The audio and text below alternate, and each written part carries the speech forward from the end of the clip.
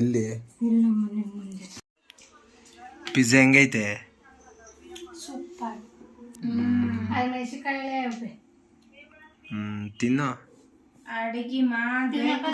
Congratulation sister. ಏನ್ congratulation? ನೋಡಿ ನೋಡಿ, ಬರೀ ಪಿಜ್ಜಾ ತಿನ್ಕೊಂಡೇ ಇರ್ತಾಳೆ ಯಾವಾಗ್ಲೂನು. ಅದಕ್ಕೆ ಹಿಂಗವಳೆ. ನಿನ್ ತರ ಇರ್ಬೇಕಾ? ನಮ್ ತರ ಅಂದ್ರೆ ಯಾವ ತರ?